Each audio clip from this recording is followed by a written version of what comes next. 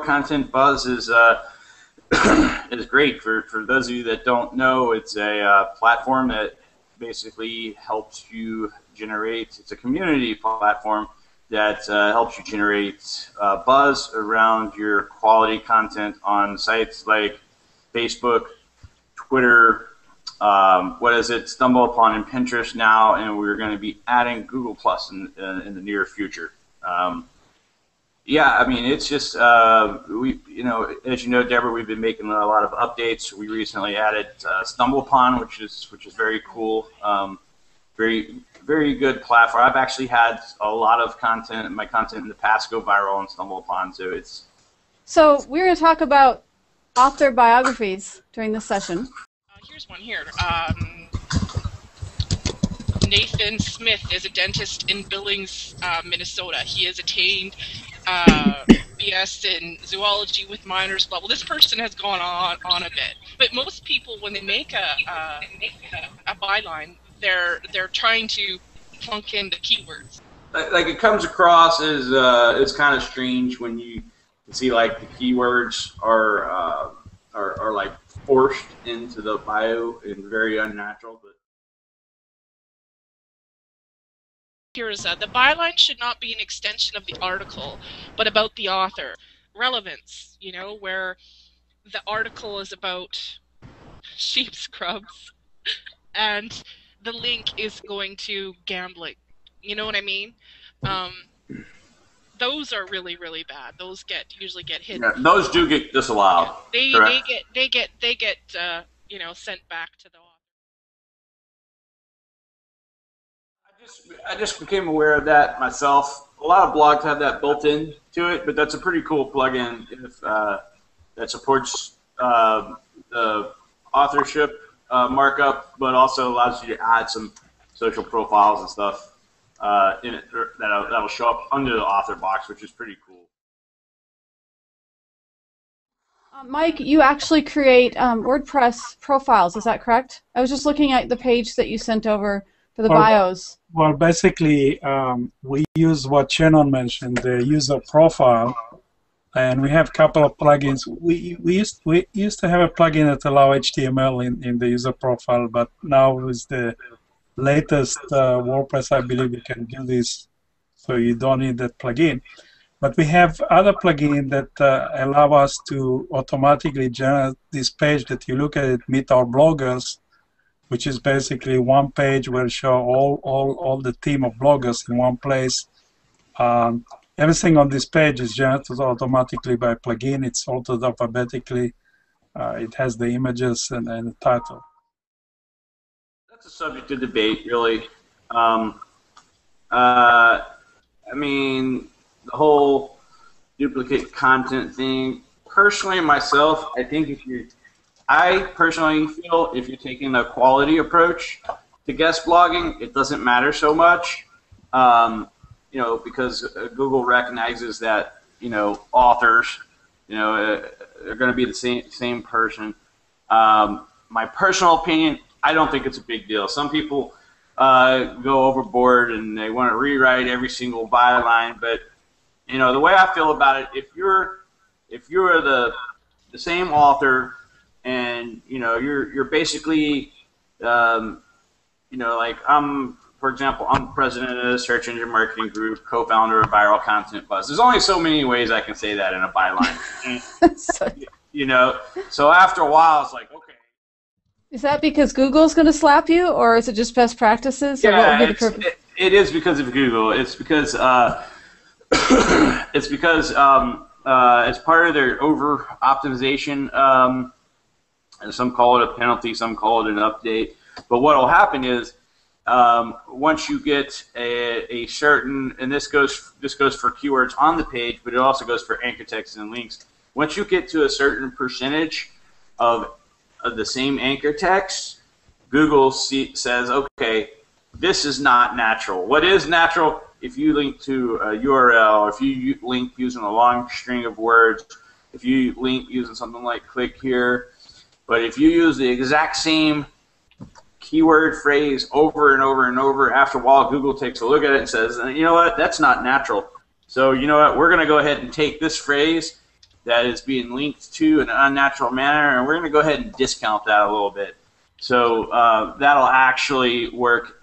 It'll have the opposite of the desired effect, and that's why you want it. But if you use your keywords, but you mix it with the long tail variations, keywords before, keywords after, keywords before and after, you still got your keywords in there, but it's not the exact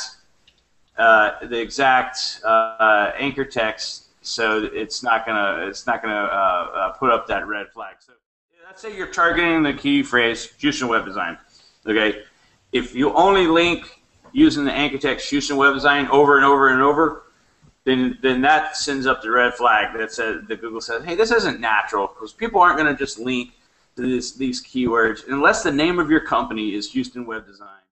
But I want to ask our panel how you would handle as far as the personal versus the business. Do you want to hear that the person has X number of kids, that they like to fish, what state they like to visit, all of that information, or 2 sentences? What would be the best recommendation of combining, or would you leave the personal part out? Michael, you have a comment? Well, since we are a business side, then the answer is no.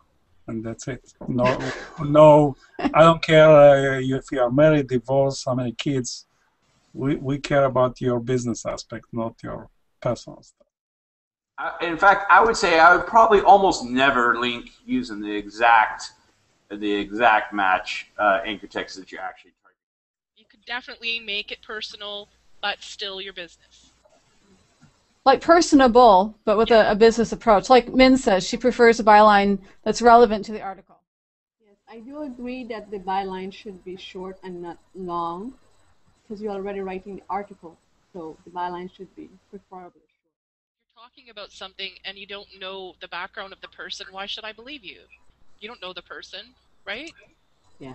Goes to credibility. Yeah, for sure. Good points. And what would you say are the needed, wanted, and unwanted components of a byline?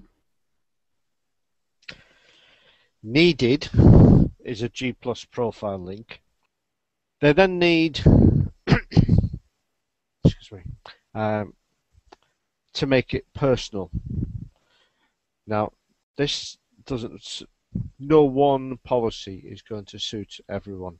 It has to be personal, about and by the writer. Convincingly about flip phones.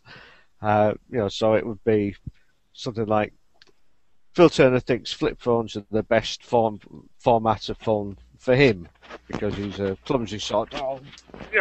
The bio and the article need to be linked.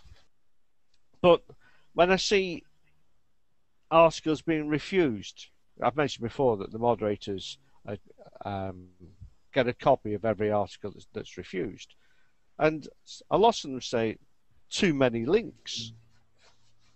And all the links are actually authority links. I mean, if there's something like 10 or 20 links in there, most of them will be authority links. I mean, personally, I would think that'd be great.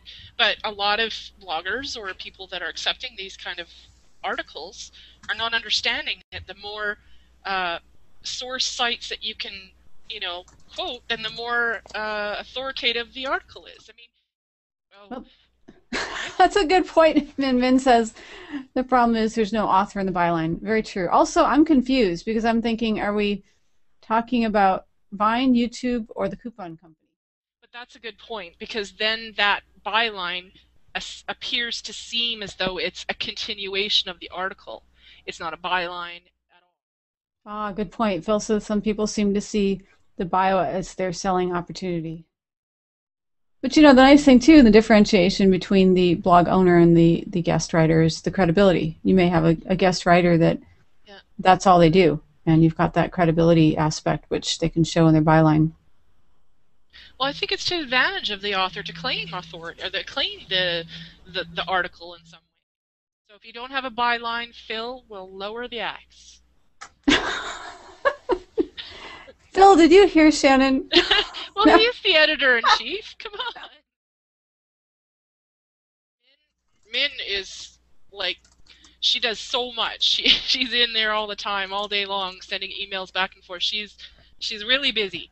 But so she looks at the hidden posts, and she goes through the gallery, the article gallery, and there's different things that we do too. We test out new features sometimes. A lot of the time, right now, we really say too that we don't make up these rules just for the heck of it. We really want to help those articles do the best that they can.